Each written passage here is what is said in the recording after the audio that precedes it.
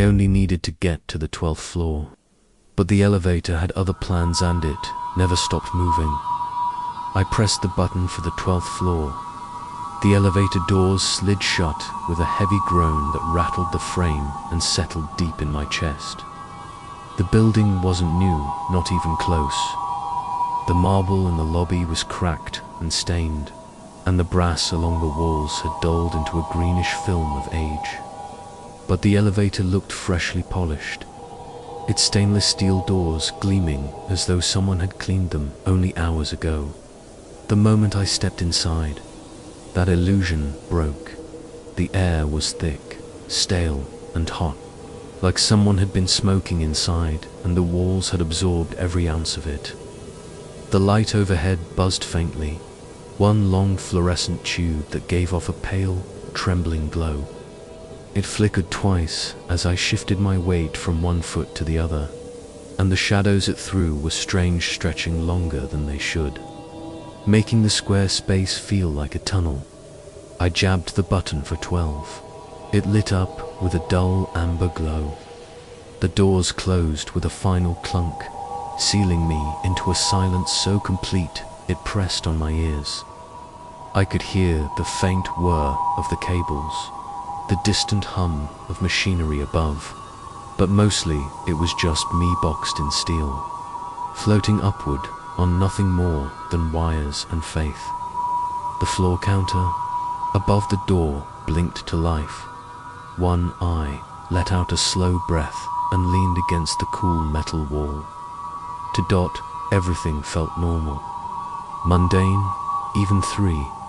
That's when my eyes drifted to the mirror. It wasn't really a mirror, more like a reflective sheet of glass bolted onto the back wall. Most elevators had them to make the space seem bigger, less suffocating. But this one wasn't comforting. It was too clear, too dark.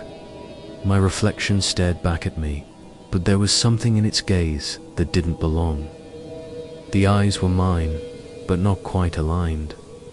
The timing was off by a fraction of a second. I tested it. I raised my right hand slowly. The reflection hesitated and then followed. Barely a heartbeat late, but enough to make my stomach twist. I blinked, leaned forward, and studied it. The fluorescent light above me buzzed again, flickering once more, and for that brief instant my reflection didn't move at all. It just stared, blank, waiting. Then the light steadied, and the reflection caught up as if nothing had happened. I told myself I was imagining things, stress, lack of sleep. But when I turned away from the glass, I noticed the buttons. The entire panel seemed to shimmer, just for a second. The numbers blurred and wavered, like heat rising off asphalt. And then the 12 was gone.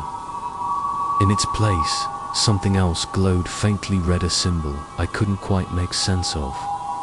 A jagged circle, broken into uneven shards, almost like a wheel with its spokes shattered. It pulsed once, like a heartbeat, and then was gone. The number 12 was back, glowing as though it had never changed. My throat tightened. I took a step closer, pressing my palm against the cold metal beneath the panel. Nothing, just smooth steel, unyielding and silent. The floor counter blinked again. 5 seconds later, the elevator shuddered violently, as though it had skipped something. My knees buckled, my hands smacked against the wall for balance. My stomach dropped an awful lurch, like missing a step on the stairs, only multiplied tenfold.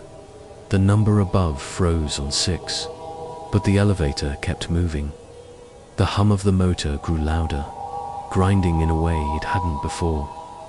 The air seemed to press tighter around me, thick enough that I had to swallow just to keep my breath steady.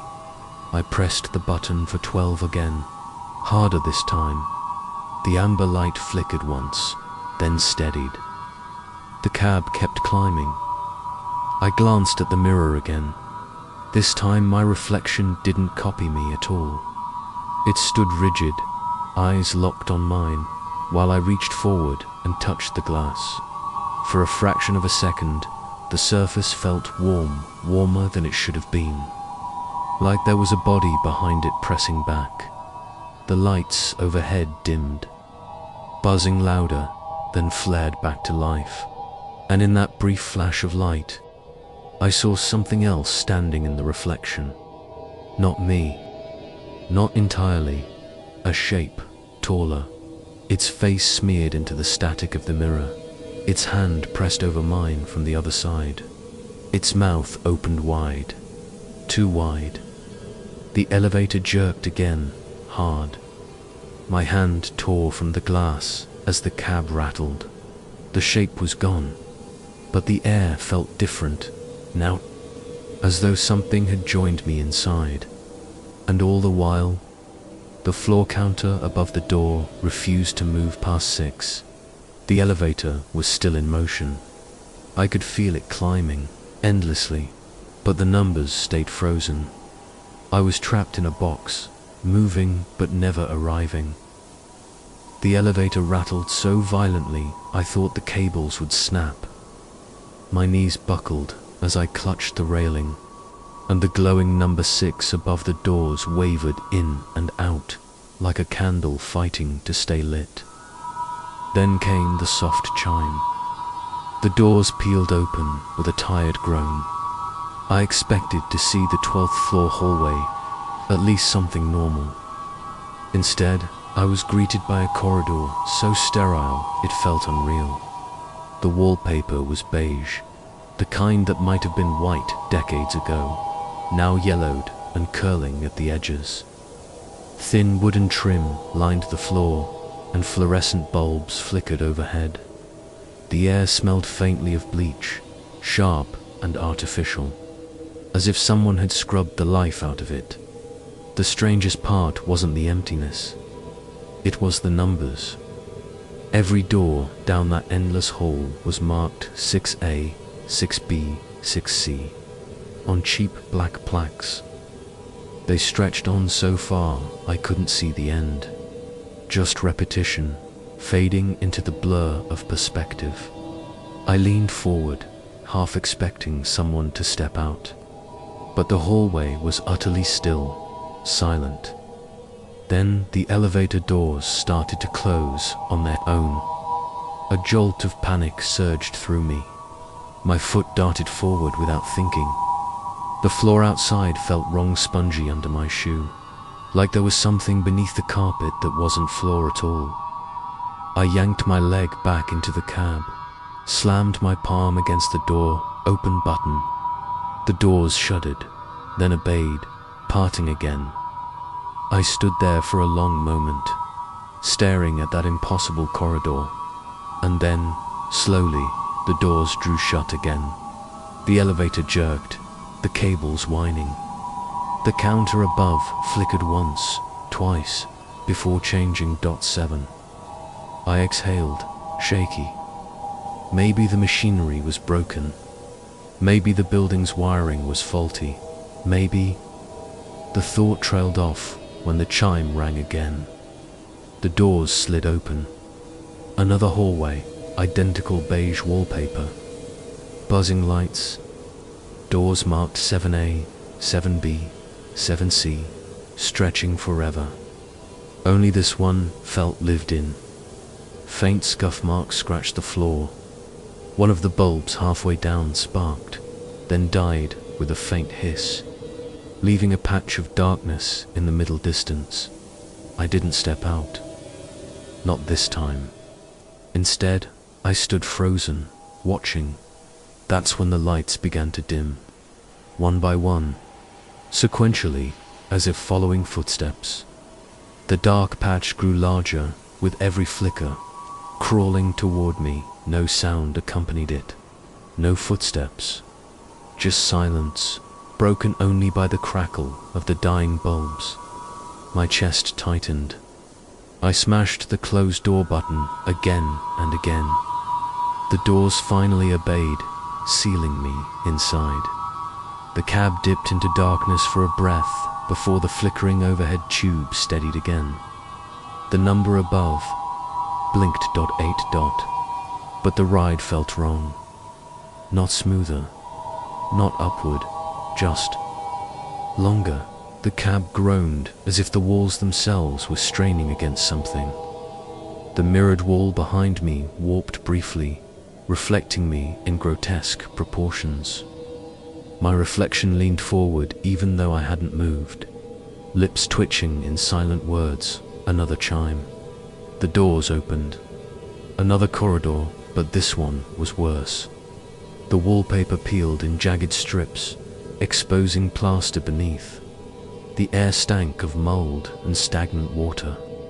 Every door down the hallway was ajar, each open just enough to reveal slivers of blackness inside. None of them had numbers. Instead, carved into the wood were symbol circles, slashes, broken geometric shapes. Some looked like shattered clocks. Others, like stick figures, twisted until their limbs splintered. The fluorescent bulbs buzzed overhead, but the sound was uneven, jagged, as if the electricity itself was sick. And then I realized the open doors were breathing, not loudly, not obviously, but with each flicker of light I saw the doors sway inward and outward, like lungs inhaling exhaling. My throat tightened. I stumbled backward, jamming my hand against the panel, pressing 12 again and again until my finger ached. The symbol for 12 flickered red, then went dark. The cab shuddered, reluctant. The doors in the hallway all shifted at once, as if something huge inside them had stirred. Then the elevator doors slid shut. Darkness. I clutched the railing, heart pounding, listening to the hum of machinery overhead. The counter blinked .8. My stomach turned. I pressed the button for lobby, then stop, then any button at all. They all flickered, unresponsive, like fake lights on a toy. The elevator rattled upward, or downward, I couldn't tell anymore. My head spun, equilibrium failing, like gravity itself had given up on consistency. Another chime, the doors opened. The same hallway again. Same peeling walls. Same buzzing bulbs. Same gaping doors. Only this time, something stood at the far end. A shadow, tall and still, framed by the flickering lights. Too thin to be human. Antlers of shadow stretching upward into the ceiling. Its head tilted, slow and deliberate. The elevator doors quivered as though about too close but froze. Stuck open, I pressed the closed door button frantically, but the panel remained dark. My reflection in the mirror grinned back at me, teeth too sharp, as though mocking my desperation. And in the hallway, the shadow began to move, not walking, gliding. With every flicker of the bulbs, it was closer. First the size of a man, then closer, then nearer still, until the buzzing lights crackled right outside the cab. The doors slammed shut just before it reached the threshold.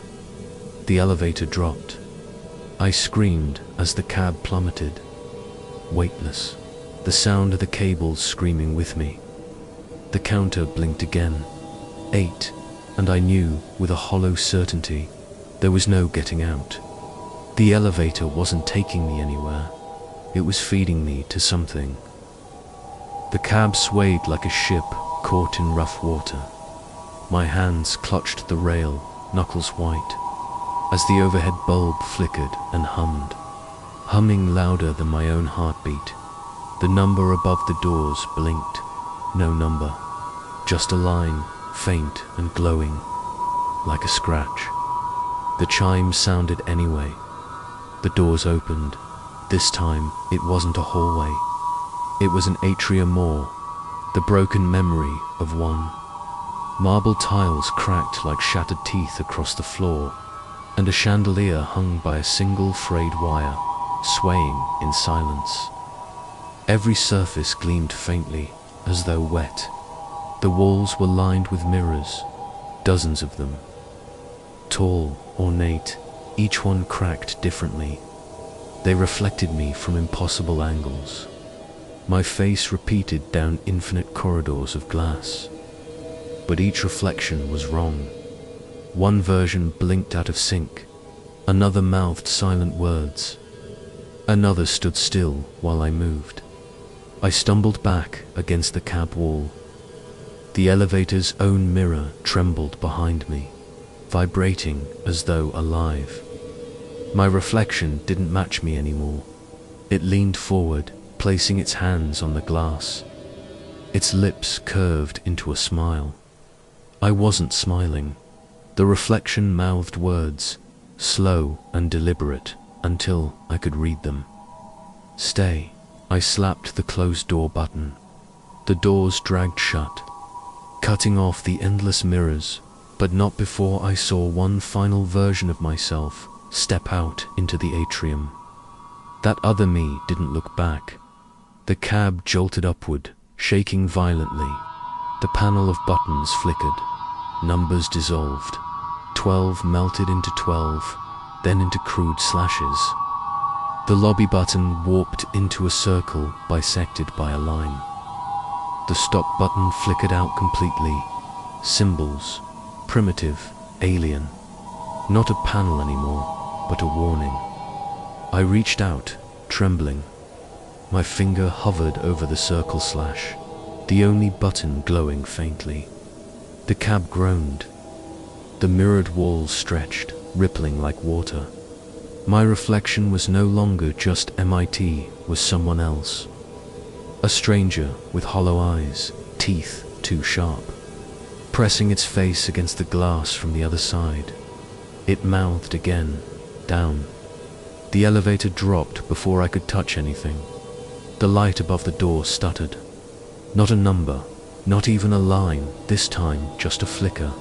The cab shivered to a stop. The doors opened. Not a hallway, not an atrium, a stairwell stretching downward, endless steps spiraling into black.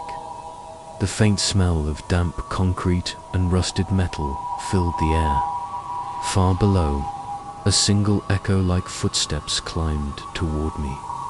The doors tried to close, they stuck halfway, and the footsteps kept coming. The elevator didn't feel like steel and cables anymore. It felt alive. The walls trembled with a pulse, as though something inside them was breathing. My hand brushed the railing, and it throbbed beneath my fingers like a vein. The panel glowed in the dark. No numbers, no words, only one sigil repeating itself across every button. A circle with a vertical slash. I hadn't pressed it, but it pulsed faintly, each beat in sync with the pounding of my heart. Then the cab moved, not smoothly, not like before. It lurched violently, like a dying animal staggering forward. The floor beneath my shoes tilted, shifted, and I felt weightless, as though gravity had snapped and been crudely stitched back together. The counter above the doors flickered, where numbers should be, symbols twisted into being. Crooked crosses, broken spirals, jagged slashes. Then, unmistakably, the outline of an eye. It blinked once open, shut. Open each time in rhythm with the beating of the sigil on the panel. The cab chimed the doors, slid open, and beyond was no floor, no hallway, no atrium, only black. Not emptiness, but a suffocating void. I could hear it, a low hum, deep and metallic, vibrating my teeth, buzzing through my bones. The air poured into the cab, damp and thick, reeking of rust and rot. The mirrored wall shivered violently. My reflection pressed forward, forehead and palms squashing against the glass. Its grin split wider and wider, jaw creaking as though bones snapped to make room. The glass bowed outward, cracks spiderwebbed across the mirror, tiny at first, then spreading in jagged lines. Behind my reflection, something else moved, looming taller, crowned with a rack of broken, jagged antlers. It wasn't just watching, it was pushing forward too. The cab shook again, cables groaning above, like tendons tearing. I slammed both palms against the closed door button, but every key was the same glowing sigil. No matter how many times I pressed, the doors just trembled, shuddering on their track, but they didn't seal. The hum deepened, vibrating into a roar. The air turned heavy, pressing against my chest. My ears popped, my eyes watered. The reflection mouthed a single word, over and over. Open. Then came the sound. Not footsteps, not human. Metal grinding on metal. A slow, deliberate clank, like something climbing the elevator's own chains from below. The mirrored wall split open with a sharp crack. A hand pushed through. My hand, but too long, too pale, nails jagged and black. It scraped against the cab's wall, leaving deep gaps. I backed into the corner, throat dry, breath ragged. The reflection forced its shoulder through, ribs cracking audibly as if it were tearing itself apart just to emerge. Its grin widened until the skin of its face tore. The void outside wasn't silent anymore. Whispers rose from it, hundreds of voices overlapping, chanting in rhythms that almost matched the hum. I couldn't make out words, only syllables, fragments, like broken prayers. The cab tilted. The floor dropped an inch, then another. The railing I clutched bent under my grip, soft and warm as if it were flesh. And then the reflection spoke. Not mouthed spoke. The sound didn't come from its lips. It came from the entire cab, from the walls, from the cables above, vibrating through every bolt. You are the last floor. The sigils on the panel flared red. The cab convulsed. The doors rattled wide. The void yawned like a throat, swallowing every scrap of light. I screamed as the cab fell, not down, not up, just away. The walls peeled back like burning paper, and the last thing I saw was my reflection, half through the glass, grinning as it finally stepped into the cab beside me. I woke on cold tile, not in the cab, not in the void. A hallway stretched before me, lit by buzzing fluorescence, white paint peeling in long strips. My lungs burned with every breath, as if I'd been drowning. For a moment, just a moment, I believed I had escaped. Then I noticed the elevator doors at the end of the hall. Closed, silent, but wrong. There was no call button, no floor indicator, just a smooth panel of brushed steel humming faintly, like something asleep but dreaming of movement. I staggered toward the stairwell, desperate to get as far from the doors as possible. My shoes squeaked on the tiles, echoing in the emptiness, but the stairwell was bricked shut every turn. Every door I tried led back to the same hall, the same humming elevator, and when I pressed my palm to the wall, I felt it again, that pulse, slow, steady, a heartbeat behind me. The doors chimed. They slid open. The cab waited. Not broken now, polished, gleaming, fluorescent bulb intact, panel pristine. For one dreadful second, I thought maybe it had all been a hallucination, a nightmare. Then I saw the panel, no numbers, just one glowing sigil, a circle split by a vertical slash, and the mirror it didn't show me. It showed the void, endless black, rippling with movement. Faces pressed against the other side of the glass, dozens, hundreds, all grinning with my smile, and behind them something vast, antlers scraping the edges of infinity. The reflection of the cab leaned forward, closer to the glass, whispering words I couldn't hear but somehow understood. The doors began to close. I didn't move. I couldn't. The last thing I saw was the counter above the doors flickering. One final message before the world went black. Welcome home.